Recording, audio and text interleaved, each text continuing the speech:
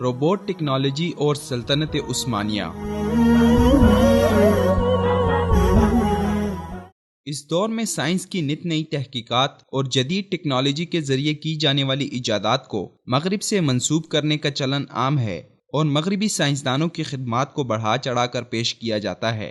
اس حوالے سے robot technology کا آغاز جاپان کی امتیازی خصوصیت سمجھی جاتی ہے، مگر حقیقت کچھ اور ہے۔ روبوٹ ٹیکنالوجی کے آغاز کا صحرا خلافت عثمانیہ کے سلطان عبدالحمید دوئم کے سر جاتا ہے، جنہوں نے اپنی سلطنت کے گھڑی سازوں سے ایک ایسا روبوٹ تیار کروایا جس کا نام علامت تھا۔ ترکی زبان میں علامت معجزہ یا حیرت انگیز چیز کو کہتے ہیں، اور وہ روبوٹ ہر گھنٹے بعد ایک پلیٹ فارم پر چلتے ہوئے آگے آتا اور بازو کھول کر رکوع میں جھک کر سیدھا کھڑا ہوتا اور اذان نشر کرتا تھا۔ سلطان نے یہ نابغہ روزگار ایجاد جاپان کو تحفے میں بھیجی، اور غالباً جاپانیوں کی موجودہ روبوٹ ٹیکنالوجی اسی ایجاد کی مرہون منت ہے۔ تاریخی دستاویزات اور سلطنت عثمانیہ کے تاریخی مندرجات کے مطابق 1887 میں شاہ جاپان میجی کا بھتیجا شہزادہ کوماتسوائکی ہیٹو نے اپنے دورہ استنبول کے دوران شاہ عبدالحمید دوئم سے کی گئی ملاقات میں ان کو شاہ جاپان کی جانب سے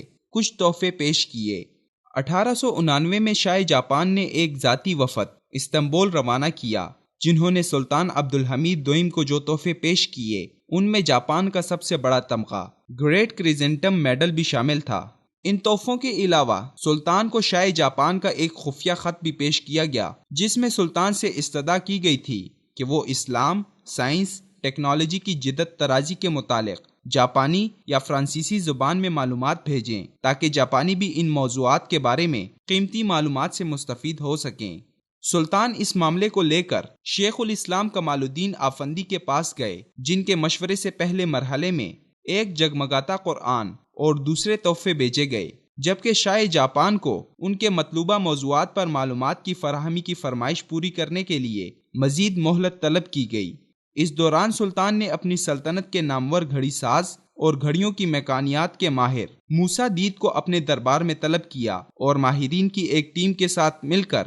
ایک نادر و نایاب گھڑی بنانے کا حکم جاری کیا جو کہ منفرد ٹیکنالوجی کا شاہکار ہو۔ موسیٰ نے 7 رکنی ماہرین کی ایک ٹیم بنا کر ان کے سامنے یہ سوال رکھا کہ ایک ایسا کلاک کیسے بنایا جا سکتا ہے جو جدید ٹیکنالوجی کی انفرادیت سے مزین اور جدت کا شاہکار ہو۔ چند روزہ غور و فکر کے بعد موسیٰ سلطان کے دربار میں ایک اچھوتے خیال کے ساتھ حاضر ہوا جو ابھی صرف کاغذات کی زینت تھا۔ موسیٰ نے سلطان کو انسانی قد کے برابر ایک گھومتے درویش کا خیال پیش کیا جو 1 گھنٹہ پورا ہونے پر اپنے بازو کھول کر دائرے میں گھومتا ہو، مگر سلطان نے اس میں ہر گھنٹے بعد اذان دینے کی ترمیم کے ساتھ منصوبے کی منظوری دے دی۔ اذان کی آواز کے لیے گراموفون کی مدد لی گئی جو کہ 1877 میں ایجاد ہو چکا تھا، جبکہ روبوٹ کو سونے اور چاندی سے بنایا گیا۔ سلطان نے اپنے وقت کے آرٹ اور ٹیکنالوجی کے اس نادر نمونے کو شاہ جاپان کی خدمت میں دیگر تحائف کے ساتھ ارطغرل نامی جنگی جہاز میں روانہ کیا،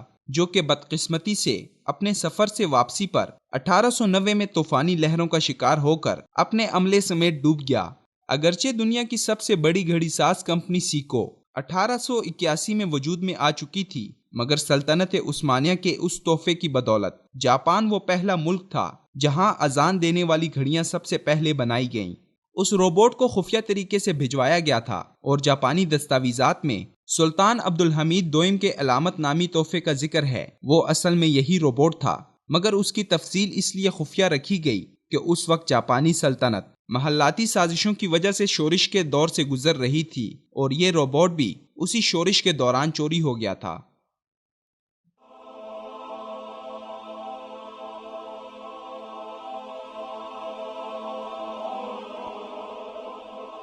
ایمان کی کرن،